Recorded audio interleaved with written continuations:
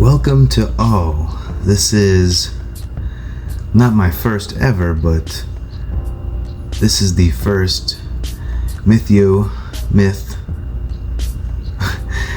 It looks better than it sounds, right? Well, I like plays on words. That's what it is. If you have any idea of any creative stuff I've done in the past, you might know about some of my old podcast episodes under different incarnations of identity. If you recall any of that stuff, well, I appreciate the support and finding me back here in a new realm. Have I got a story to tell you?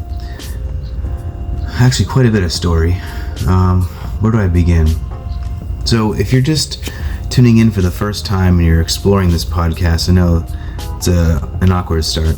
Starting anything in life, I guess, can be pretty awkward. I definitely feel that more now lately because I'm taking new ventures in my life, be it creative or spiritual. And sometimes, I can't tell the difference. Let's see. Where have I been? What's been going on? I trust that we have to just, have faith in life, believe in what we are, who we are, where we want to go. Gotta have faith that I can recall all of my old podcast knowledge. Okay, let's get back to the basics here. Some time ago, a few months ago, I went on like any other day to do a podcast episode, and I noticed that certain things were different. I discovered that the Anchor app that I was using had been bought out by Spotify. No big surprise. Companies do that. That was cool. And then I started looking deeper into it, and I saw that whatever content I had posted was no longer going to make any money. They demonetized me. Well, not that really matters. I don't do things for the sake of money like that.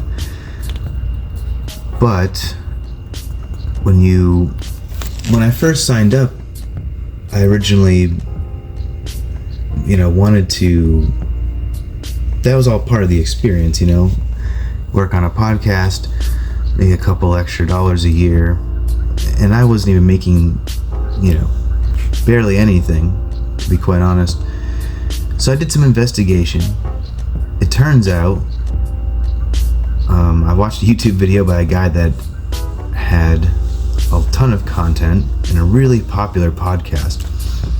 I'm sorry, buddy, I forget your name and your podcast, just as much as you have no clue who I am either. So what was interesting was this guy made in the course of 3 to 5 years, from what he was showing statistic wise, he made 45 grand or something crazy, which in today's world is nothing, but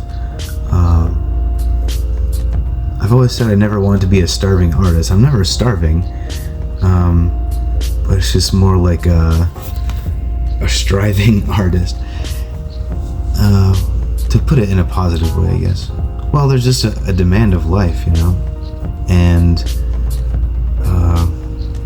who I am creatively isn't the only definition. And what I look at everything being creative, whether it's being a father to my kids or a friend to my friends, and that all to me is one big bubble of love, and anyways, I looked into it, and I was noticing that all these other podcasters were totally demonetized as well, and they were freaking out. Because of course, if you made 45 grand, I believe the guy changed his whole lifestyle to prepare for that. And then the rug gets pulled out from under you, and so that's why if I was in his position, if I was making that much money a year, so probably like thousands a year, obviously, I wouldn't change much of my lifestyle. If I won $1 million tomorrow, I would only improve things to the point of a better stability. I wouldn't exceed that. I know someone recently who did just the opposite of what I would do. They maybe got a little bit more in their weekly paycheck or something, and they went out and bought a really nice car, expensive, missed one payment, and it was repossessed. They had to scramble and freak out. It's not my problem. I've learned my lessons. Anyways, man, this is like, it's not like riding a bike, at least not for my brain. I think I got into the podcasting groove of things so much before, and I've gone so long without posting stuff like that, because I'd always said to myself, I should probably take a break from podcasting so I can focus on other creative aspects that I want to work on. Things that seem daunting, like the editing of music or film, just seemed like I really needed to find a place of loving it to get into doing it. It wasn't just hey, I'm gonna do this now, or I can do this, kind of thing. They're all labors of love, every little thing that I do. So, all right, bear with me here. So I wanted to reinvent myself so many times, and then I said, you know what, I'm done reinventing myself. What I want to do is just be myself and just do all the things I want to do. Close friend of mine, she's a beautiful mentor and an amazing artist and such, and huge inspiration to me at all times. And she said, why, with the podcast stuff, all you want to do is try to please people and pigeonhole yourself in an idea. I said, I know, but I wanted to get out there, but it's hard to be a people pleaser and be authentic at the same time sometimes. When those two things connect in some way, that's when we have things that don't just work professionally, but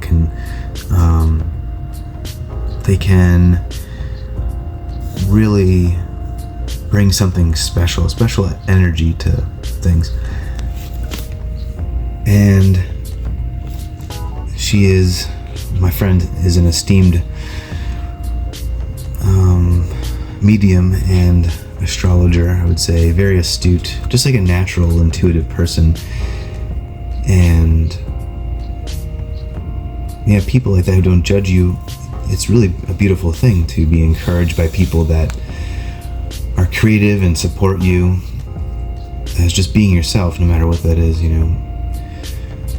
because unless you do things, everything can seem so esoteric on the outside. It's like someone that has fancy books in their house. Just because the books are there doesn't mean that person has any real enlightened information. You can read every book in the world, but you gotta facilitate that knowledge. You gotta put it into activity. I recently found a really cool book that got me into filmmaking more.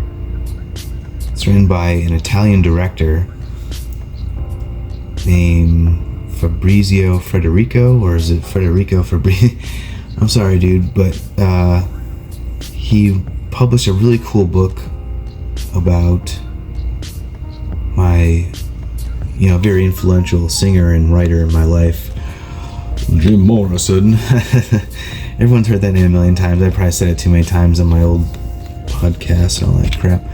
But certain artists, they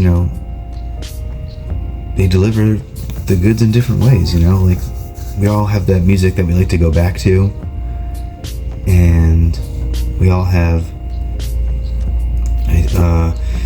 sources of inspiration, and over the years it's just changed for me a lot. And I had not had any much interest.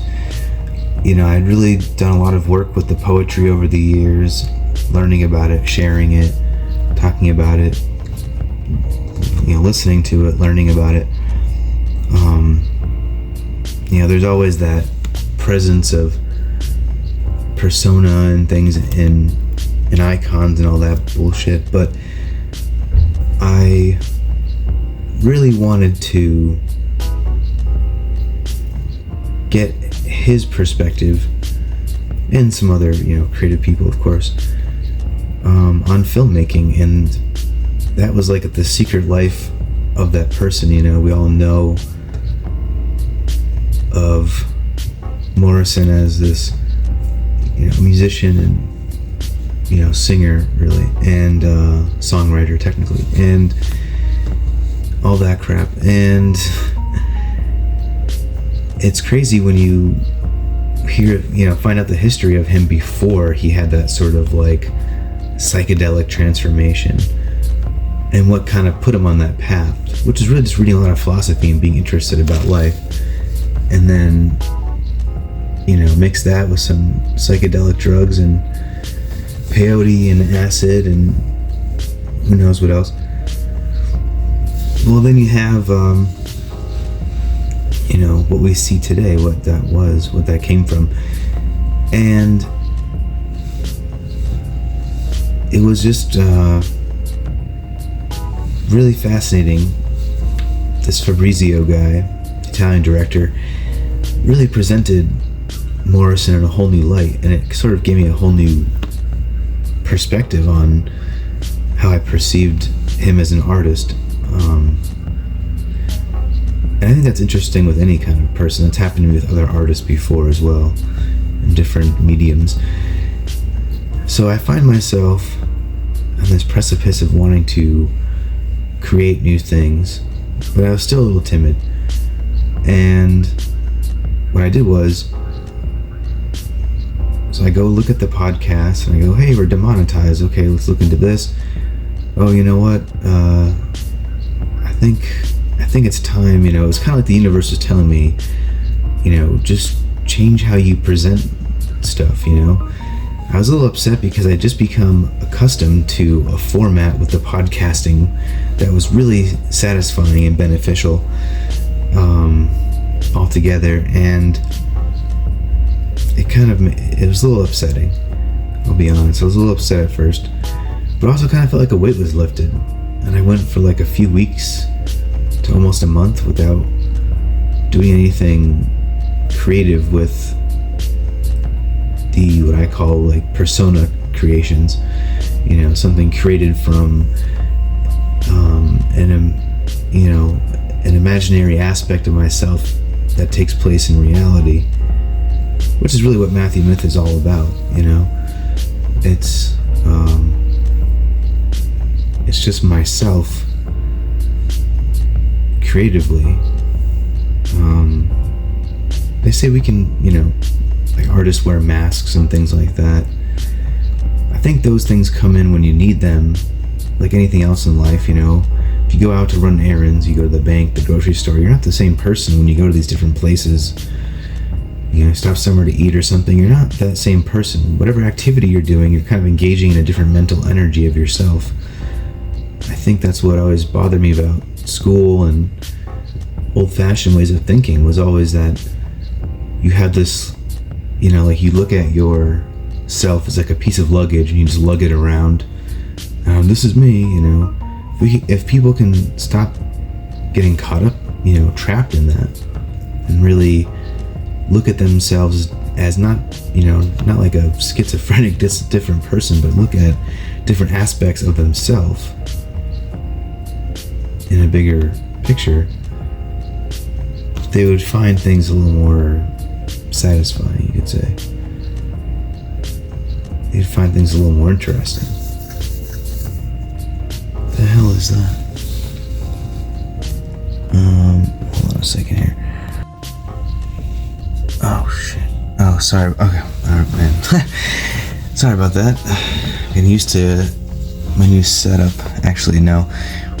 I forgot that I wasn't recording on the podcast app, and I just started recording again.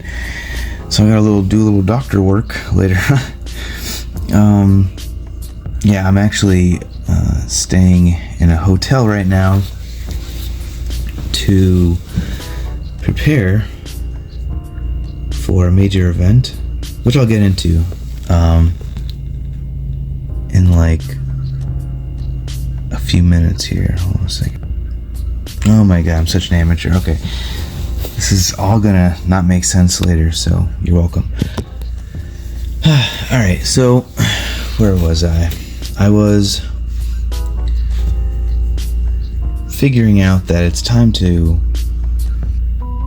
just push a little harder, do a little crazier shit, do things, people, like one of my friends, my friend always says, why do people in your area, why isn't there more people that do this or that creatively or something? I was like, I don't know, people just are lazy or don't care or don't, their desire just isn't there the same, right?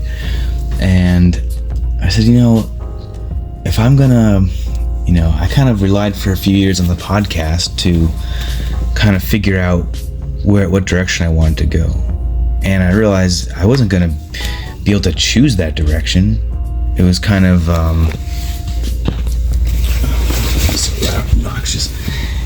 It's gonna get chosen for me. And I was like, all right, well,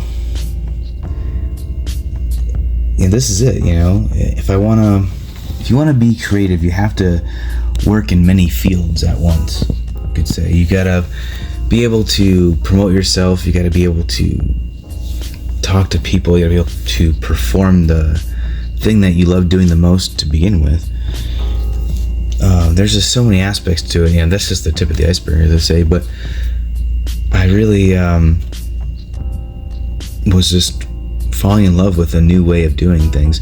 And coincidentally, at the same time, my two kids, my two boys, have been getting into, they've been wanting me to film them doing little like serious like little action films or comedy skits of their own kind of thing, some ideas they've had.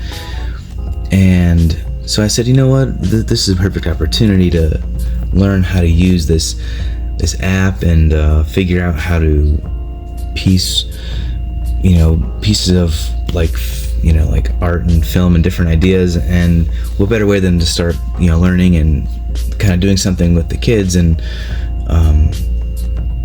they're able to express themselves how they want to and come up with these ideas. I'm just there as a director, and a lot of times creatively with, say, film, I've always been more of the performer or the actor or something like that.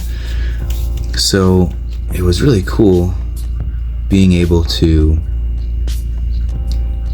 just be myself and not have to think about what I was doing or what I was presenting. It was just more like I was doing something selflessly, and I started thinking about it, and I said, well, I haven't spent any time garnering an audience on YouTube and other places. It's all been about the streaming and this and that. And yeah, I'm not like officially a band. I can perform, I can make music, I can write stuff. I've been around so many musicians that it's kind of rubbed off on me where I can kind of pull things off if I have to. If you enjoy something enough and it sounds right, who's to stop you? Unfortunately, all my life I've been around a lot of people that are negative in passions, where sometimes they're very much, people all my life around me have always given off this impression a lot where it's like, if you are not something of this sort of professional, or if there isn't some sort of, if you're not fulfilling some kind of expectation of society or even other people's expectations, which makes no fucking sense, that you're not good enough. You're just a dilettante. You're just someone that's fucking off, and no matter. So then if you take the blinders off and look at life for what it is,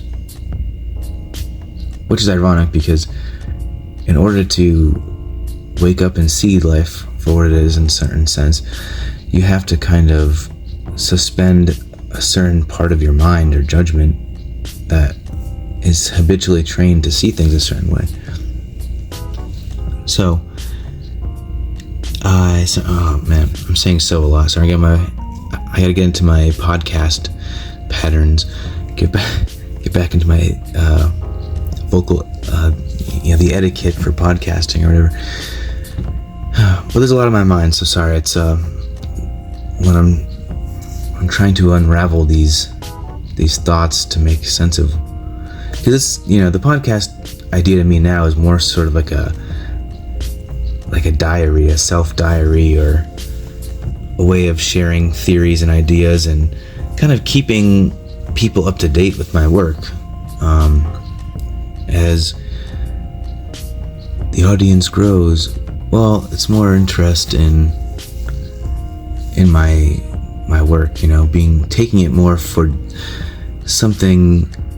There's something that's like, it's like this, the way someone feels when they're probably like taking a raw chunk of stone or a diamond or I don't know anything about that stuff, metallurgy or whatever, and you're fashioning it into something. I had a lot of raw ideas. I had a lot of like raw dough, but it wasn't being shaped into any kind of bread. So I started taking time into studying what I wanted to do more than just doing stuff, right? So I was reading some different books on film making and listening to a lot of podcasts, studying comedians and how they think, and going over time and history and just looking at things, and then just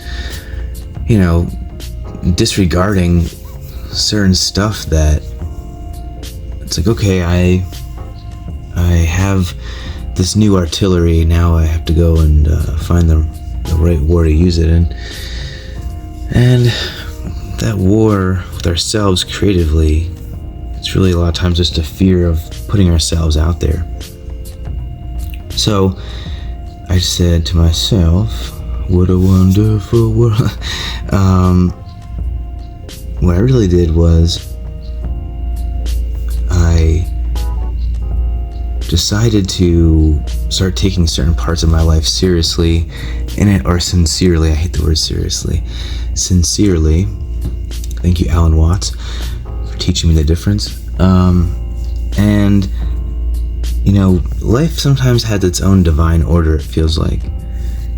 Last October 2022, I was at a Halloween party, and a friend of mine from high school and his fiance were saying that they wanted to get married, but they didn't know what they wanted: a pastor, a preacher, a pirate, a poet, they didn't know what they wanted. So what they did was they when they said, oh, we're looking for this, I didn't want to be that guy to be like, oh, well, this is what I'm doing, blah, blah. But as of 2016, I have been an ordained minister, and I have wanted to perform not just marriages, because everyone gets hung up on that. No, there's a lot more a minister can do. Counseling, baptisms, funeral rites, last rites, tons of things. Even just being someone as a public speaker, a public figure, something that I perform very well, apparently. So where this ministry desire came from was that I've always felt not religious, but very spiritual in some sense of that was, spirituality was my religion, you could say. And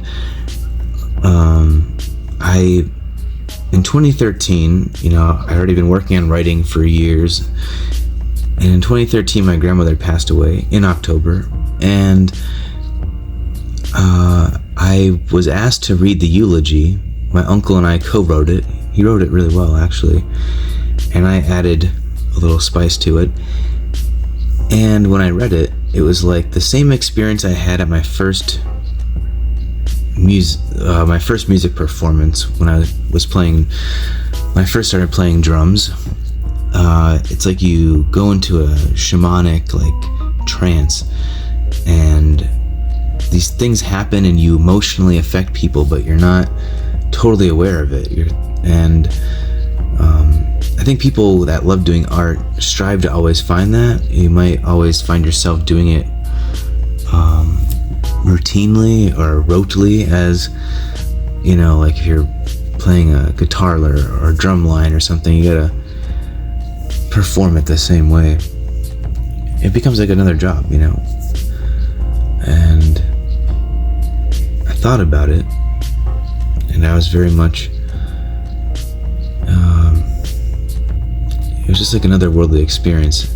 And at the end of the Mass, of reading the eulogy, the owner of the funeral home, the funeral director, came up to me, and he was probably in his 40s. I was like 22, 23. And he's like, wow, that was like one of the best, if not the best, eulogy reading I've ever heard. And I was so shocked. I was like dumbfounded that someone was recognizing it, because to me, it was just like a very emotional moment, remembering my grandmother, reiterating this feeling to my family and stuff. And he asked me if I wanted to be a part-time eulogist. He's like, it's not something that, is in demand every day, but when we need someone on call, And I thought about it, and I was like, well, that's, I became a young parent, I had a child on the way, and I was like, I don't need a part-time job. I didn't, hindsight, blah, blah, blah. I didn't realize that I was giving up an opportunity to figure out something. But now I know how valuable that moment was. So I decided to do something that was going to encapsulate all these ideas, and I came upon the Universal Life Ministries, and there's a lot of different feelings about it. What's great is that like every other group of people, they have their own typical style of doing things traditionally, but the beauty is that they give you the freedom to be non-traditional if you so desire. So I told my friends, hey, look, I've been doing this ministry thing for a while. I've finally got the guts and the time and all that, the universe is like telling me to do this. And I'd love to be the first my first ministry gig. I would love it to be for your wedding. So that was great. So I went through a process, because here in New England, in the state of Massachusetts, you have to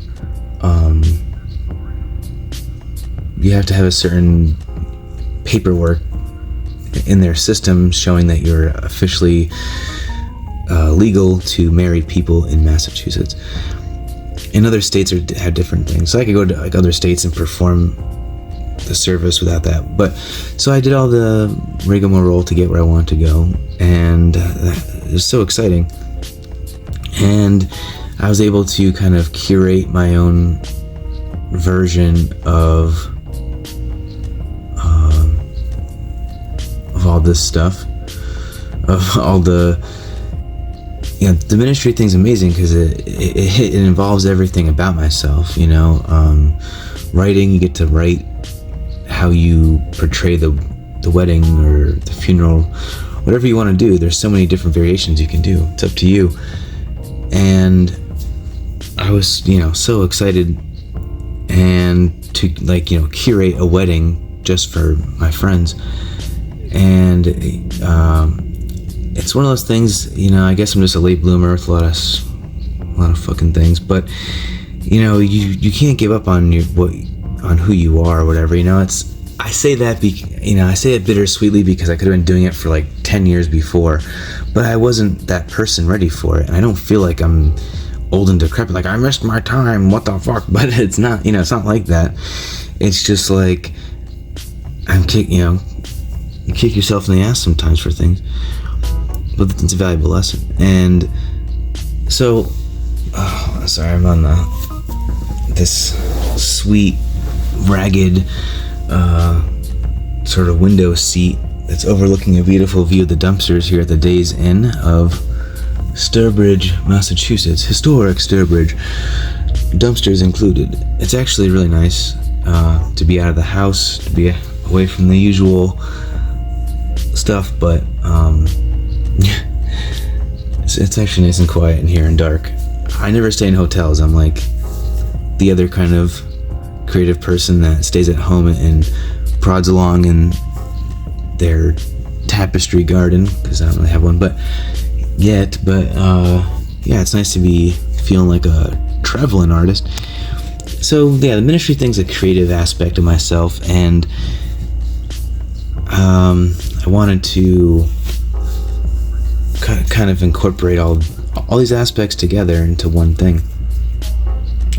So that was really like a major crossroads in the past few months, where I said, I'm gonna keep pursuing this ministry thing and see where it can go. I gotta take the time to put myself out there more, go to the right places and do the right, do my due diligence. And all in due time, I wanted to perform at least one wedding first before, one major service before I kind of, get something under my belt. I'm not gonna wait till someone dies to perform a funeral, but I need to promote my service. That's the next step. But I had to figure out the pieces of what the hell I was promoting. What the hell am I doing with this shit? So, I'm so excited, and I'm here at the hotel getting ready to this weekend perform my first marriage. And I've been mentally and creatively abuzz with everything. I'm going to be doing like some filming of the wedding itself for my friends. I'm going to be doing some filming for myself for, what would you call it, for my next succession of creative work, because, which I'll get to in a minute, before I close out here, I'll tell you a little bit about my creative process lately. As you can tell, my mind is moving so fast that I cannot keep up with the words. So what's really cool is that in the vows that I wrote out for my friend's wedding here, I said I wanted to find like an epic poet that wasn't too traditional, but kind of obscure, but at the same time not, right?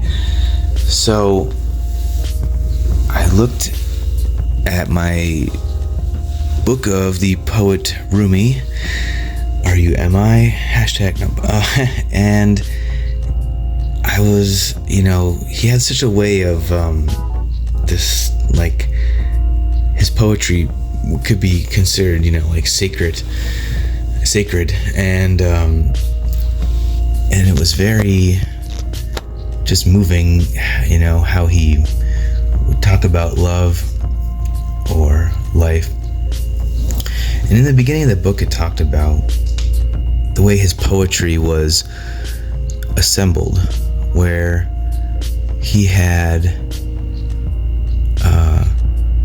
sort of like a fourfold concept to his work. And that was, there would be something about a theory that he felt was worth speaking about, folklore that was from the past, present, and future, wherever, or creating it in that moment.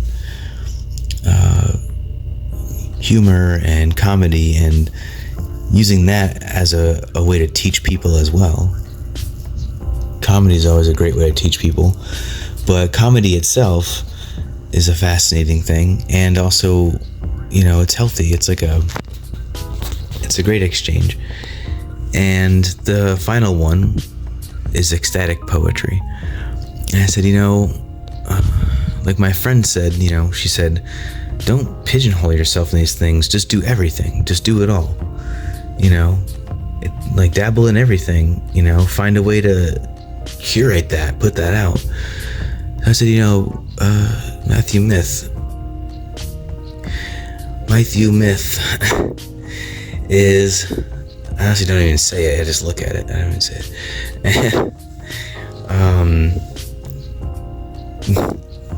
The thing is, I said, this formula for Mr. Myth seems like a really great way to engage all the things that I'm doing. Because whenever I make a video, I write something, I'm doing some form of writing, I'm doing the editing of stuff, which I used to look at it as just like editing stuff, but when you edit something creatively and you use that same mentality to create it, it's this beautiful synchronization, and it has blown open and opened my mind to so many things. And I just love that. I love new ways of thinking and doing. And so I've kept on this path now where it's been very fulfilling, because one of my recent videos was a quick one about my cousin and I going to a Red Sox and New York Mets game. And I was able to explore the folklore of my own time. And before that, I did a cool video about the matrix of life and other crazy shit. And that's very, very theory, driven-esque, or I like to say that word. And then, I've done a couple comedy bit things, just testing out material and things I've written down, and things that will just come to me out of nowhere. But it's just a way because I found that the way to make this not make sense but have a purpose is it's not about getting people's attention, it's about directing attention. And the way to direct people's attention, not manipulate it, but direct it to where you want to pick up on what you're trying to say and what you're trying to do. I don't believe, I don't like being the idea of an egotistical person saying that I have something important and other people, I think a lot of people do. I just know that the only way I can feel like I've done my best is if I push it as far as I can go. Being a spiritual person isn't enough. I want to perform marriages and be there for people and support them in their times of need, in happy and sad moments. That's where the real courage of that job comes in. Yeah, people would love to be a minister or a pastor or a priest to marry people. That fun, high swinging life of wedding parties and all that. That's exciting. But there's other aspects to life that we can't forget about. And those things are what keep me grounded and humbled in these moments, and teach me about things that I like to share. And I decided I'm not going to push things, something like a podcast episode's nice because I can kind of ramble on. You can skip through shit, or sit back and get a sense of where I'm coming from, where and what direction it might be going in, because it's a mystery to me. So the audience, the people on the outside of me, might be able to discern what's coming next. I'm in the artistic philosophical practice of believing that there is no real separation of the audience and artist. It's just that the artist is framing their creative life in a certain way. When you go to view that, you get mashed in with the masses. But when you take a professional stance in something, you're just presenting it in a different light.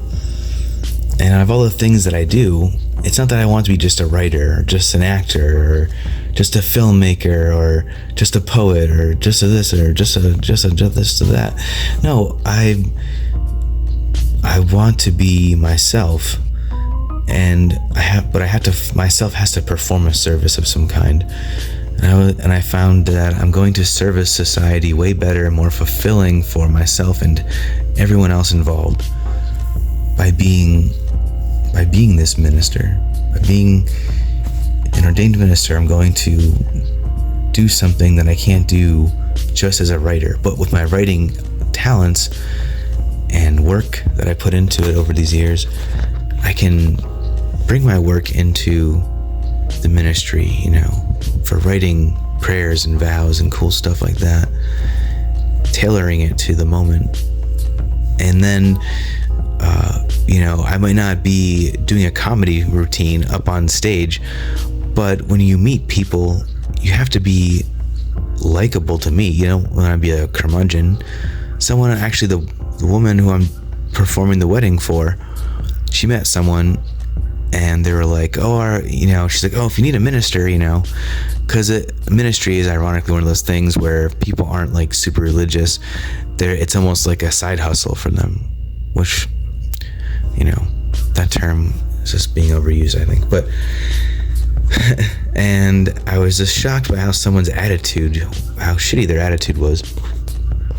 And I guess the lady, the female minister, was telling my friend how she won't, because they said, we're having a friend do it, and they're like, oh yeah, people do that now, it really kills my business or whatever. Like, it's like, okay, you're getting married, and if someone can get ordained for a day and it's one of your best friends, that's like an amazing thing. Like, that's cool. Why should there be a hassle over that? And then I guess the lady was saying like, then my friend was like, well, he's like working his way into doing ministry more and performing, doing more than just marriages, or a one-time thing. He's like an actual ordained minister that is pursuing it in a professional manner, and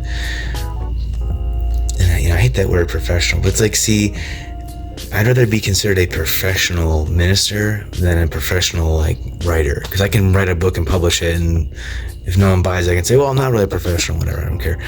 But if I perform a marriage, I want to be a professional minister. I've put a few years work into this and to figure out what I want to do. And, people look at it, they can be like, people do that overnight. Yeah, I was a minister for my friend's wedding. My brother got married. I was a minister for a day. That's great. But did you write everything yourself? Did you, are you calculating this to make someone happy, to bring them a sacred moment, because that's really what it's about. Is life happens so fast, we can't, it's like grasping water, but the best we can do is just make the best of every moment, even in the simplest of things. So that's where I'm at. I'm sitting here in a hotel getting ready. I gotta shave up and ship out and head down the street to the historic public house in Sturbridge, Massachusetts, where the wedding will be held. But tonight is the rehearsal dinner. So that's kind of fun because I'm going to be able to kind of hash through some stuff with them, and we will have a good time, have some drinks, eat, drink, and be merry, and then they'll get married. So so I gotta stop saying so the next episode I will not go with the so, but for now, please excuse me, because this is my first time doing a podcast like this. Actually, man, I did podcasting for a few years, and now I feel like I've actually grown though as a person from when I was just editing stuff on an app and putting it out there. And it was cool because people would be like, hey, I saw you on Spotify and blah, blah. And yeah, people might not see me as much on YouTube now and things like, or now that I'm more or less exclusively between YouTube is where YouTube's like the database for all my stuff at this point, and on Facebook and Instagram and crap like that. And TikTok, the three major bullshit of things. Great attitude. No, like I resisted things like TikTok for a while, but I was just like, you know what? It adds character to all the, it's just part of, it's just the parlance of our times, as they say, or whatever that character said from The Big Lebowski. We gotta make ourselves presentable, at least. It's fun to be original and different, but that doesn't mean doing it willy-nilly, no dilly-dally. It's everything's a choice and how you want to present it. I've had to make a lot of choices with situations and people and things in my life lately, and things are taking a turn, but it's scary. It's difficult. You gotta be strong. You gotta be determined to follow through with who you are. And I encourage you to do that, whether it's being a minister or a writer or a cashier or whatever. I've done so many things that it's all become the same thing. When I grew up, I did a lot of food catering, painting, and music, playing gigs. And someone asked me about one of my music projects I'm in right now. It's called Holovoid, HOLOVOID, streaming here. We have one album out, and it's fun. There's no singer. It's just it's instrumental. It's like it's the soundtrack to your life. You are the vocalist. I work with a great guitarist and bassist, and I didn't expect to play drums. Basically, everything I'm doing that I love right now is all stuff I didn't expect to be doing at one time that I didn't realize I needed to be doing. And it's healthy. I might not be a drummer forever. It might not be something I play all the time for the rest of my life. But right now, I'm learning more, and the best of me is... Why is there a hair on the bed? Is that my bed? Is that my hair on the bed? And so the thing is, I am me. I'm who I want to be right now, and I'm having fun, and I want to share whatever these things that I have that can help me feel good this way. I don't want to tell people what to do, but I want to share something that encourages people to feel that way about themselves, or to spark those things in their lives. That's what I'm excited about, and this journey is deepening. And when you think that it's over, it has just begun. But unfortunately, this podcast episode is over. I have to go get ready now. Get ready for the big weekend. So thank you for listening. Hopefully you stayed till the end. If you skipped to the very end, well, you missed the beginning, so it doesn't make any sense. Coming to you live from the trash can view of historic Sturbridge, Massachusetts. No, that's a big dumpster, but I'm not envious or upset. This is. Oh, you know what? I'm getting back into it. I can feel it. This is like old podcast me, where I would just ramble on to the last second, and but I don't have time to go in for a half hour. So, yeah, I covered everything. Mythyw Myth is me. I like to present theories and folklore, comedies and poetries and short stories. I'll be posting long-form short stories and the like that I have stored up that I need to record and curate that, but that's in the storehouse ready to come out. So yeah, so I'll be up to date with stuff and find some fun people to talk to next time, so that it's not just me rambling all the time. That's not really best. That's not the best form of podcast. People would probably rather hear a little banter or conversation. So try and get that going. Just try and do everything, do it all. Imbibe in every mercurial desire within me. I look forward to entertaining you. Okay, I gotta get ready. Until next time, this is Mythyw Myth, signing off.